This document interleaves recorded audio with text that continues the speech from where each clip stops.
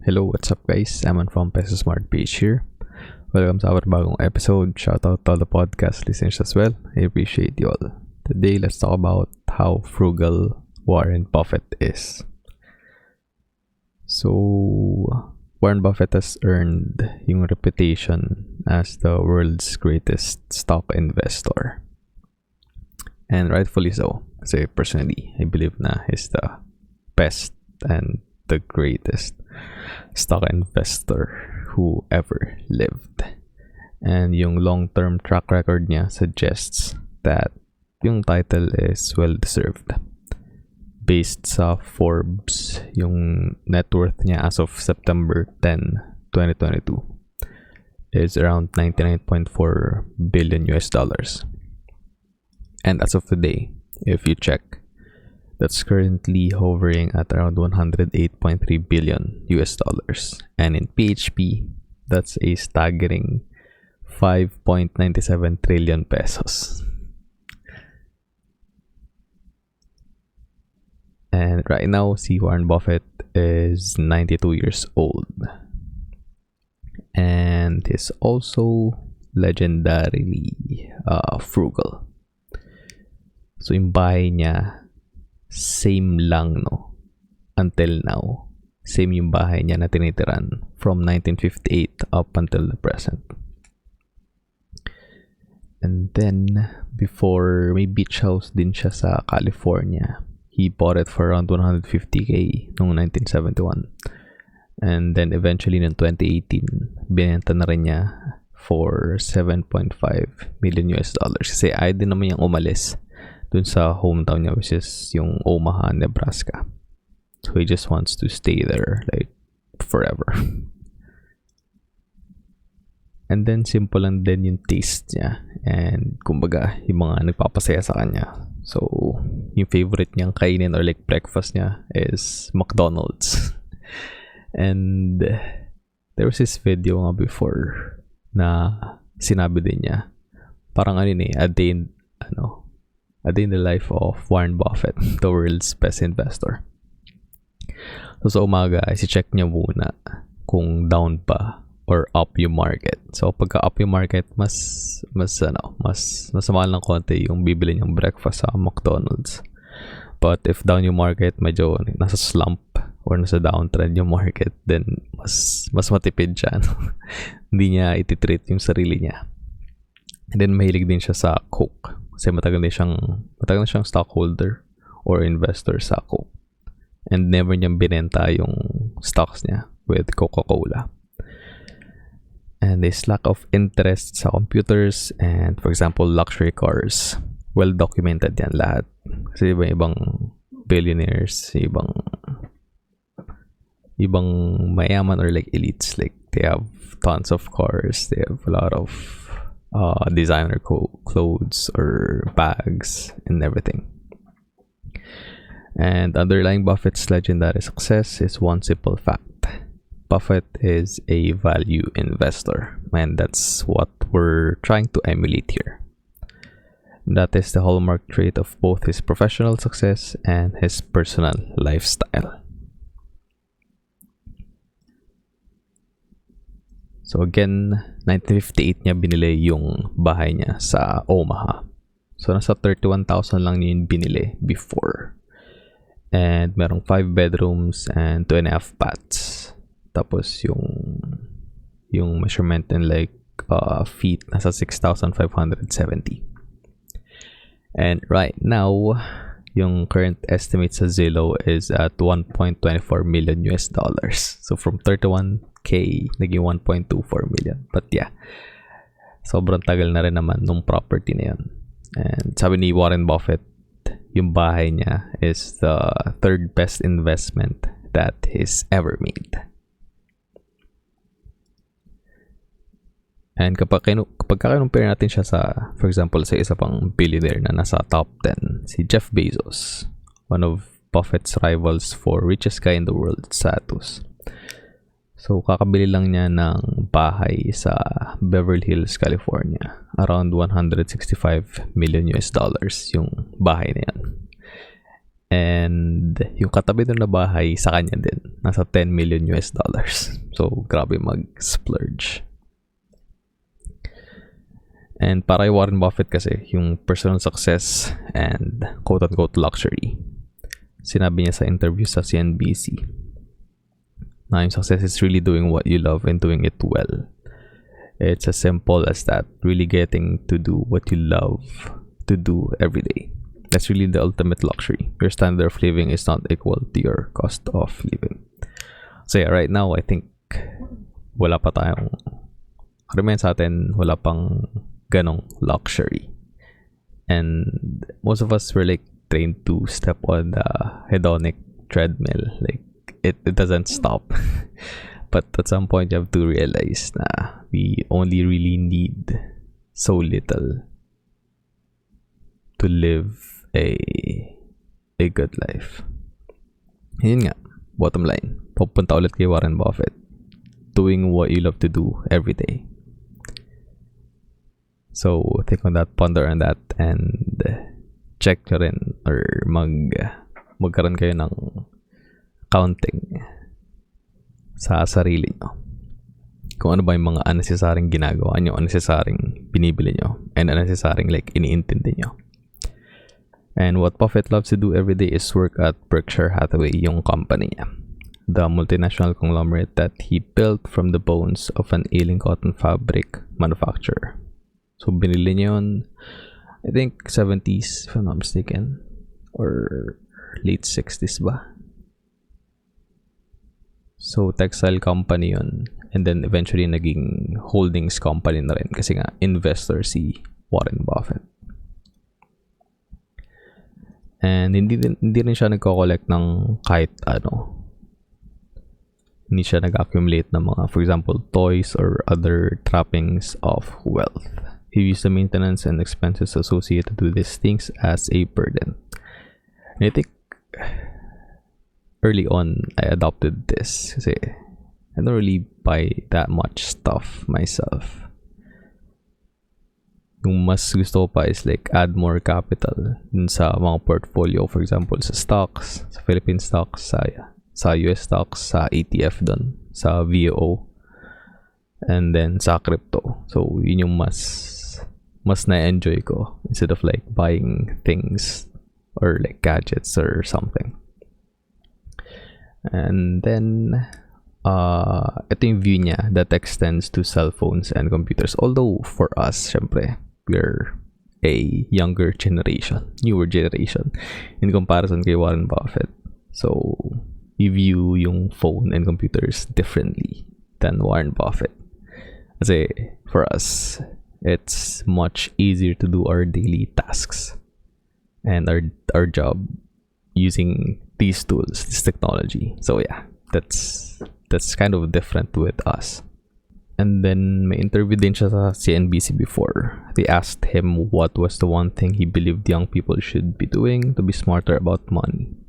Yung primary advice niya was to stay away from credit cards. Although on this one, I have a counterpoint. If you're using credit card to like improve your credit score and you're paying it on time naman and you're not accumulating or paying additional interest rates, then credit cards are okay to use. And for like the longest time, 2021 lang din ako nagkaroon ng credit cards, and currently I have 2, and I'm not planning to add more kasi like more than enough na yung dalawa. For me personally, yung reason kung ba't ginagamit ko yun is for convenience, kasi hindi ko na kailangan magdala ng cash. Or like for example, you can review yung expenses mo on a monthly basis instead of like recording it pagka nagbayad ka for example ng using your debit card. So kailangan ko na agad yun like ilista sa expenses sheet, diba? So that I can monitor my expenses. But yeah, with credit card, it's much easier and it's much more convenient. And like for example, may mga na-charge sa'yo or may binayaran ka na mali, diba? It's easier to like do a refund or like to appeal instead of like if you use your debit card, pagka nabawas na yung amount, then it's much harder to get a refund. So, sinabi niya na paying interest on credit cards probably indicates that you are living beyond your means. So, yeah, you have to be very frugal talaga if you want to like invest. And, syempre, pagka nagsastart ka pa lang din, like for example, fresh grad ka, then you're not earning that much. So, you have to really stick with a budget para meron kang capital para makapag-invest ka. And it definitely indicates that you're throwing money away on interest. So, mas okay na ikaw yung binabayaran ng interest, like for example, through dividends instead of you paying interest. And isa pang parang philosophy na pwede natin i-apply sa sarili natin is it's better to be rich instead of like looking rich. Kasi, for example, other people, they view parang ganun yung principle na ina-apply nila. They just want to look rich, like sa social climb, sa social media. And in reality, they're broke. They're in debt. And they're paying credit card bills and credit card interests every month. So yun, both those things are incompatible with Warren Buffett's philosophy. So again, if you're gonna use credit cards, always pay it on time and okay, buy the interest. Just live below your means. Then as a value investor naman, Warren Buffett is always looking for a bargain. So katulad ngayon, kanina, Friday ngayon eh. So earlier today, bukas pa rin yung stock market ng Philippines. So medyo down yung Globe, yung Semirara, SGP. And what's the other stock? Yung Philinvest, yung FLI. So if you're trying to like invest, if you're eyeing those stocks, then it's probably a good time to buy. It's probably a good time to deploy more capital sa market. Sa Globe, binibili ko siya simula nung nag-dip siya below 2,000. Kasi nag 3,000 plus before na yung Globe. And like recently, steady lang din siya above 2,000. And then eventually nag-dip siya below 2,000. Nasa 1,780 kanina nagte-trade. Then umakyat ulit ng 1,800. I'm not sure kung ano yung price na nag-close yung Globe. But yeah, pagka nag-peso cost average kayo, then it's a good time to deploy your capital. So kahit yung second wedding ni Warren Buffett, sobrang simple lang. So since sobrang yaman na niya, kahit anong venue pwede niyang piliin, kahit bubili pa siya ng island or renta niya yung island, tapos dun siya ikasal. But kaya niya yun, but hindi niya ginawa. So noong 2006, sa Omaha pa rin siya nagpakasal. And sa bahay ng anak niya, yung venue. And then yung ceremony, itong lasted for around 15 minutes.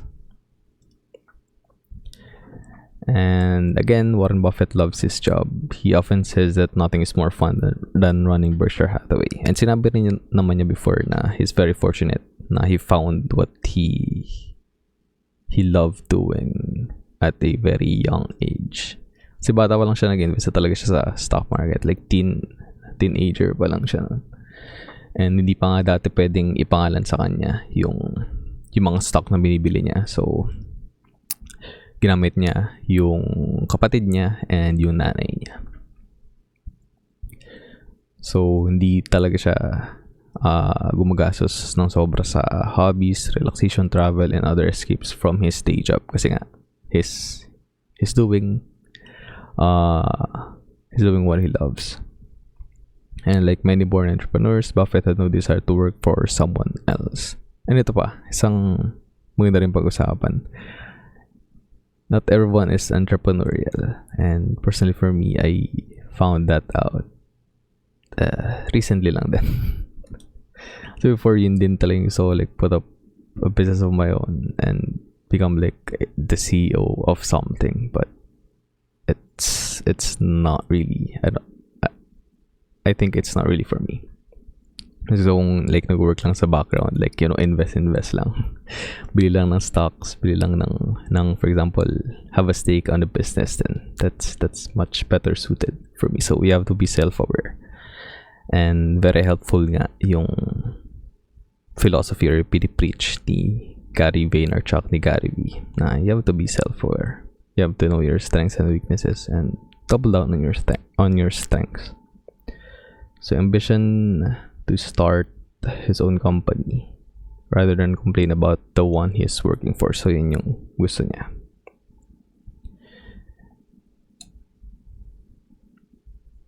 And then meron din siyang clear strategy for making money. So yung rule niya, first rule of investing is don't lose money. The second rule is don't forget rule number 1. So yung strategy na in-employ niya sa personal life din niya, it begins by living far below his means, and he's not interested in keeping up with the Joneses, although in his case, the Joneses probably have a private island and a jet to get there. So hindi rin niya gusto yun. So bira din siya mag-travel. Kasi nga, gusto lang niya magstay sa Omaha. Kasi diba, for example, kalimitan ng mga stock investors, mga money managers, mga hedge fund managers, diba nakabase sila kalimitan sa New York, sa mga big cities. But siya, he opted to stay sa Omaha kasi gusto daw niya doon kasi it's quiet and hindi siya kumbaga nadadamay doon sa herd mentality ng Wall Street.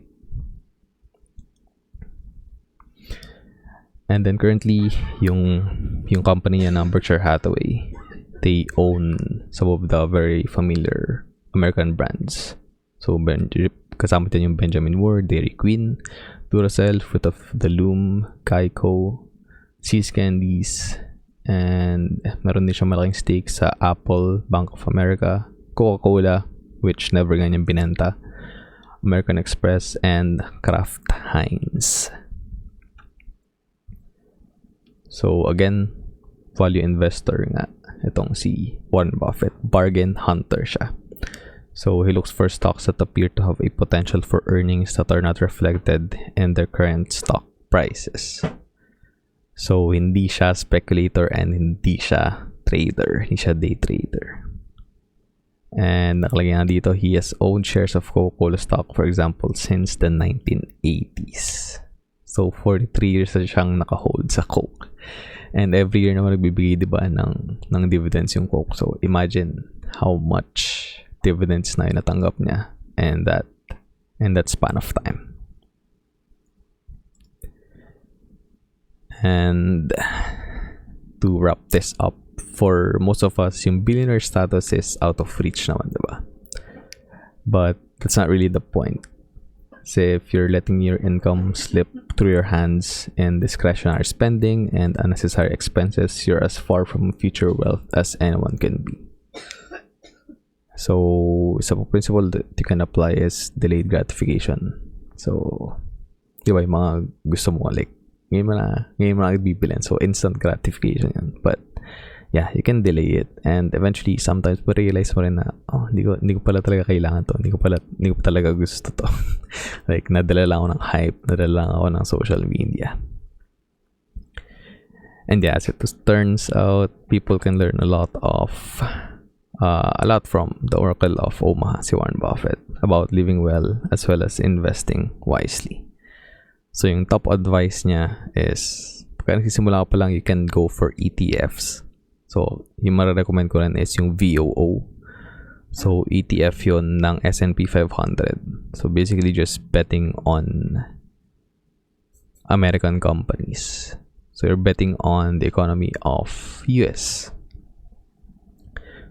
So, low risk yun and then mababa din yung fee na babayaran nyo. So, ang kailangan nyo lang intindihan is of course yung exchange rates ng Forex. So, foreign exchange. So, from PHP, convert nyo to USD. So, meron namang Go Trade. So, yun lang din yung kumbaga, dun kumikita yung Go Trade. So, kapag chinek nyo yung link dyan sa baba, may Go Trade link ako dyan. So, if you're interested to buy US stocks or yun nga yung ETF na VO or SPY, then you can sign up sa Go Trade. Madali lang din man mag-fund ng account. Pwedeng BPI, pwedeng GCash, and pwedeng other banks din. And for Philippine stocks naman, you can go for BPI Trade, for Call Financial, and you can pick 5 stocks, or sabi natin kahit 3 lang, from the PSEI sa Philippine Stock Exchange Index and pick the top 3 stocks na nagbibigay ng dividends. Like for example, Globe, Meralco, and PLDT. Or sabihin natin kahit isa lang dun sa PLDT or sa Globe kasi same sila ng industry, diba? Pwedeng sa real estate ka, so DMC for example, and then sa telco nga, sabihin natin Globe, and then yung isa is like for example conglomerate, pwedeng San Miguel, pwedeng Ayala, pwedeng AEV.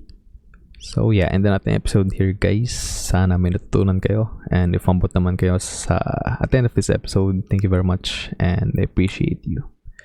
Help me grow the channel by smashing the like button kasi that really helps with the YouTube algorithm. And if you're new, don't forget to click the subscribe button and ring the notification bell. You may follow me rin sa mga social media platforms ko. I'm on TikTok, Facebook, Instagram, and Twitter at MNPSPH. And another way to support the channel is through the YouTube membership. You can click yung link dyan sa description sa baba to know more about it. Thanks again for watching and listening. Stay safe. I'll see you on the next episode. Always remember, be Peso smart.